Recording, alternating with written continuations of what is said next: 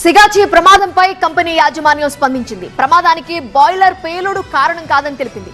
మరోవైపు మృతదేహాల గుర్తింపు, DNA పరీక్షలు జరుగుతున్నాయి.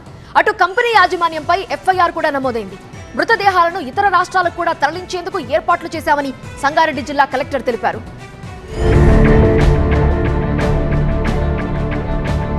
పాసమైలారం ప్రమాదంపై సిగాచి యాజమాన్యం స్పందించింది.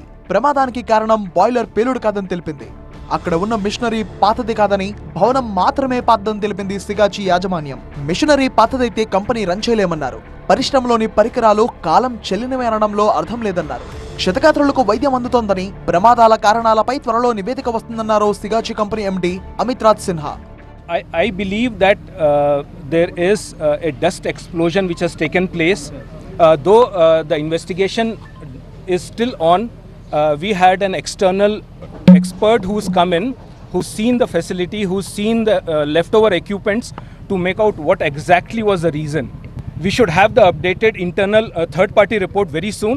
Internal also we are making an assessment. We will probably collate it and compare it with the investigation agencies. And as and when we have an update, we will share it with everybody in the media. Every time there is refurbishment, there is overall you change motors, you change running equipments, because otherwise it will not run. It is extremely incorrect to say that there were old equipment running. The building is old, but old equipment cannot run because it will die down and everything has a fair wear and tear. After a certain point of time they collapse. So you have to put in new machinery. So it doesn't work in that way. Sigachi పరిశ్రమ దగ్గర rescue operation కొనసాగుతుందన్నారు Sangareddy collector Praveenya. బాధిత కుటుంబాలకు ఐలా కార్యాలయంలో ప్రత్యేక సహాయ కేంద్రం ఏర్పాటు చేశామని తెలిపారు. కుటుంబ సభ్యులకు భోజనం, తాత్కాలిక నివాసం, రవాణా వంటి సౌకర్యాలు ఏర్పాటు చేశామన్నారు. ఒడిశా, బీహార్ రాష్ట్రాల అధికారులు కూడా సహాయక చర్యల్లో పాల్గొంటున్నారని తెలిపారు. మొత్తం 143 మంది ఉద్యోగులు పరిశ్రమలో ఉండగా సురక్షితంగా ఉన్నవారు 60 మంది, గాయపడి చికిత్స పొందుతున్న వారు 35 మంది, మృతులు 38 మంది.